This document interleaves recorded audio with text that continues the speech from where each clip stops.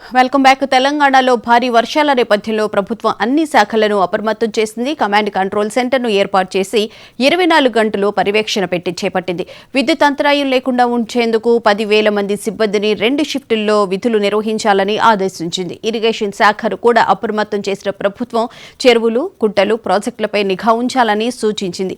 నాగార్జున సాగర్, జూరాల, కడెం వంటి ప్రధాన ప్రాజెక్టుల వద్ద పహారా ఉండాలని మంత్రి ఉత్తమ్ కుమార్ రెడ్డి ఆదేశించారు. ప్రజలకు ఎలాంటి ఇబ్బందులు తలెత్తకుండా ప్రభుత్వం అన్ని చర్యలు చేపట్టింది.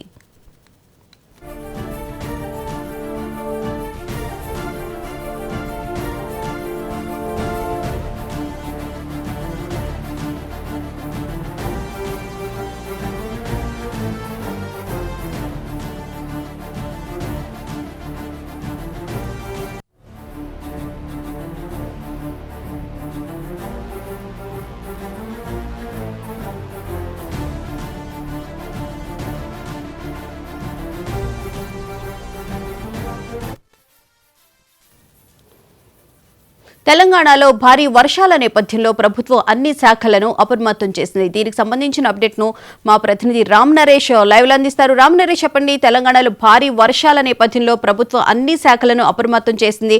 ముఖ్యంగా లోతట్టు ప్రాంతాల ప్రజలను, అలాగే మూసీ కూడా భారీగా పొంగుతున్న నేపథ్యంలో అన్ని జాగ్రత్త చర్యలు చేపట్టినట్లుంది కదా, డీటెయిల్స్ ఏంటి?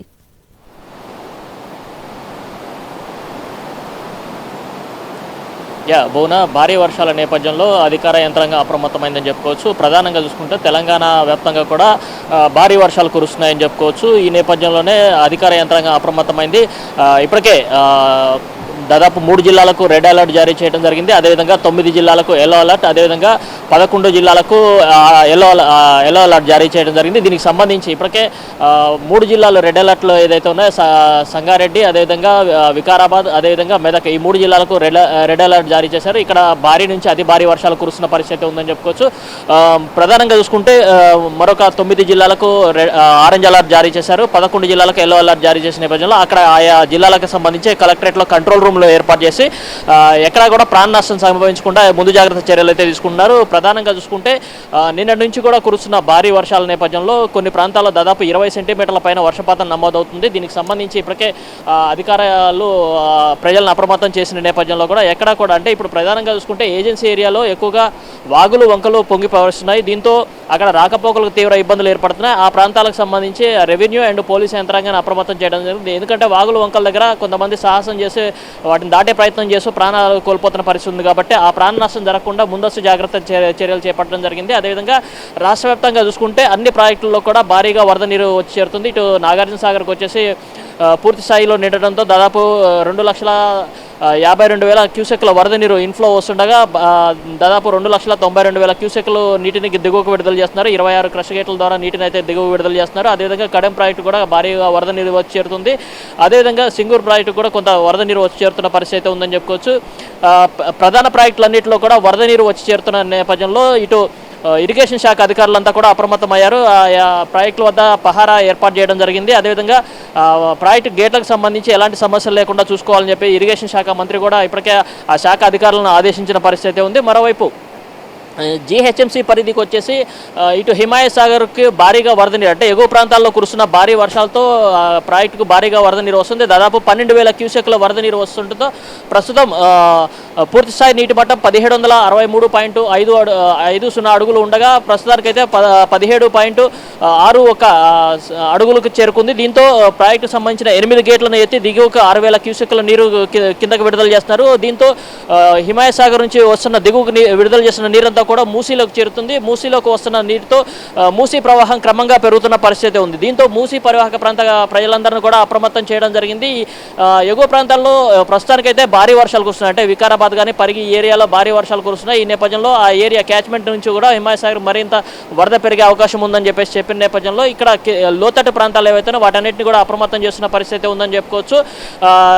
మధ్యాహ్నం తర్వాత ఇంకా వరద ప్రవాహం ఇంకా పెరిగే అవకాశం ఉంది. దీంతో ఇటు బాపు ఘాట్ నుంచి ఇటు కింద లో లేయింగ్ ఏరియాలో ఏతున్నాయి అక్కడ అన్ని ప్రాంతాలు కూడా అప్రమత్తం చేయడం జరిగింది. మరోవైపు మూసరాంబాగ్ బ్రిడ్జ్ వద్ద కూడా రాకపోకలను పూర్తిగా నిలిపివేసిన పరిస్థితి అయితే ఉందని చెప్పుకోవచ్చు. ప్రధానంగా చూసుకుంటే ఇటు హుస్సేన్ సాగర్కి సంబంధించేసి ట్యాంక్ బండ్ దగ్గర హుస్సేన్ సాగర్ పూర్తి స్థాయిలో నీటి మట్టం చేరడంతో అక్కడ వరద నీరు బయటకు వస్తున్న పరిస్థితి ఉంది. దాదాపు 8,829 క్యూసెక్కుల నీరు కిందకి విడుదల చేస్తున్న పరిస్థితి ఉందని చెప్పుకోవచ్చు. ఏదైతే పూర్తి స్థాయి నీటి మట్టం అంటే FTL లెవెల్ ఏదైతే ఉందో 513.45 మీటర్లు FTL లెవెల్ ఉంది. అయితే ప్రస్తుతానికి 513.55 మీటర్లు నీటి మట్టం చేరడంతో ఆ నీటిని కిందకి విడుదల చేస్తున్న పరిస్థితి ఉందని చెప్పుకోవచ్చు. ప్రస్తుతానికైతే హైదరాబాదు పరిసర ప్రాంతాల్లో కొంత కారు మబ్బులు కమ్ముకొని కొన్ని ప్రాంతాల్లో చిరుజల్లులు కురుస్తున్న పరిస్థితి ఉంది. మధ్యాహ్నం తర్వాత వాతావరణ పరిస్థితులు మారుతాయని చెప్పేసి వాతావరణ శాఖ హెచ్చరికలు జారీ చేసింది. ఈ నేపథ్యంలో అధికార యంత్రం కూడా అప్రమత్తమైంది. ప్రస్తుతానికి GHMCలో ప్రధాన కార్యాలయంలో కమాండ్ కంట్రోల్ రూమ్ ఏర్పాటు చేసి అక్కడి నుంచి పరిస్థితి అయితే సమీక్షిస్తున్న పరిస్థితి ఉంది చెప్పుకోవచ్చు. అదేవిధంగా రంగారెడ్డి జిల్లాలో కలెక్టరేట్లో ఒక కంట్రోల్ రూమ్ను ఏర్పాటు చేయడం జరిగింది. ప్రజలు అప్రమత్తంగా ఉండాలి, అత్యవసరమైతే తప్ప బయటికి రావద్దంటూ హెచ్చరికలు జారీ చేశారు. రాష్ట్ర వ్యాప్తంగా ఇదే పరిస్థితి కొనసాగుతున్న నేపథ్యం, భారీ వర్షాలు కురుస్తున్న నేపథ్యంలో కూడా ప్రజలు అప్రమత్తంగా ఉండాలని చెప్పేసి అన్నారు. అదేవిధంగా వాగులు వంకలు పొంగి ప్రవహిస్తున్న నేపథ్యంలో అక్కడ కొంత అప్రమత్తంగా ఉండాలని చెప్పేసి, వరద ఉధృతి తక్కువగా ఉందని చెప్పేసి దాటే ప్రయత్నం చేసి ప్రాణాలు పోగొట్టుకోవద్దంటూ కూడా హెచ్చరికలు జారీ చేస్తున్నారు. ఏజెన్సీ ప్రాంతంలో పరిస్థితులు మాత్రం చాలా ప్రాంతాల్లో రాకపోకలు నిలిచిపోయి ఇబ్బందులు పడుతున్న పరిస్థితి ఉంది. ఆ ప్రాంతాలకు సంబంధించి సహాయక చర్యల కోసం అని చెప్పేసి NDRF అదేవిధంగా SDRF బృందాలను రంగంలోకి దించడం జరిగింది. మరొక 48 గంటల పాటు అప్రమత్తంగా ఉండాలని చెప్పేసి ప్రభుత్వం హెచ్చరికలు జారీ చేసింది. ఈ నేపథ్యంలో అధికార యంత్రాంగం కూడా ఫీల్డ్ లెవెల్లో అప్రమత్తంగా ఉన్నారు. అన్ని జిల్లా కలెక్టరేట్లో కంట్రోల్ రూమ్ను ఏర్పాటు చేసి అక్కడ సహాయక చర్యలను పర్యవేక్షిస్తున్న పరిస్థితి ఉంది. బోనా అలాగే రామనరేష్, ముఖ్యంగా ప్రధాన ప్రాజెక్టుల వద్ద కూడా 24 అవర్స్ పహారా ఉండేటట్లుగా కూడా ఇరిగేషన్ శాఖ మంత్రి ఆదేశాలు కూడా జారీ చేసినట్లున్నారు కదా.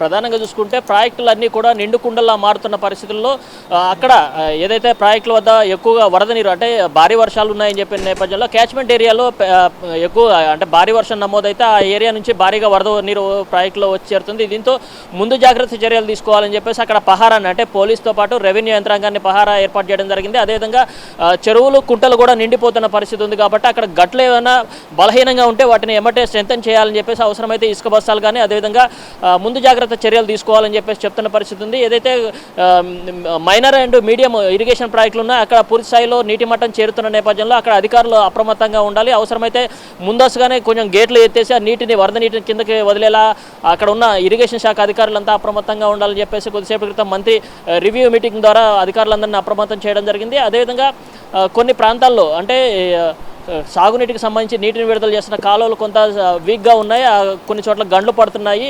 భారీ వర్షాల నేపథ్యంలో ఏదైతే గండ్లు పడే ప్రభావం ఉన్న కాలువలు ఉన్నాయో వాటిని స్ట్రెంథెన్ చేయాలని చెప్పేసి అక్కడ అవసరమైతే యుద్ధ ప్రాతిపదికన JCBలను ఏర్పాటు చేసి వాటిని స్ట్రెంథెన్ చేయాలని చెప్పేసి కూడా ఆదేశాలు ఇచ్చారు. మరోవైపు ఈ రాత్రి అంటే మధ్యాహ్నం తర్వాత నుంచి కూడా కొన్ని ప్రాంతాల్లో భారీ నుంచి అతి భారీ వర్షాలు కురుస్తాయని కొన్ని జిల్లాల్లో హెచ్చరికలు జారీ చేసిన నేపథ్యంలో ఆయా జిల్లాల్లో ఉన్న చెరువుల దగ్గర అప్రమత్తంగా ఉండాలి, పహారా కాయాలంటూ కూడా పోలీసు యంత్రాంగాన్ని కూడా ఏర్పాటు చేయడం జరిగింది. అదేవిధంగా రాకపోకలకు సంబంధించి అంటే రహదారులకు సంబంధించి కొన్ని చోట్ల భారీగా వరద నీరు వచ్చి చేరుతుండడంతో రహదారులు దెబ్బతింటున్నాయి కాబట్టి అక్కడ కూడా కొంత ముందు జాగ్రత్త చర్యలు తీసుకోవాలని చెప్పేసి ఆదేశాలు అయితే జారీ చేశారు. మొత్తంగా చూసుకుంటే రాష్ట్ర వ్యాప్తంగా ప్రస్తుతం భారీ వర్షాలు కురుస్తున్న నేపథ్యంలో అధికార యంత్రాంగం అయితే అప్రమత్తంగా ఉందని చెప్పుకోవచ్చు. Right, thank you Ram Naresh.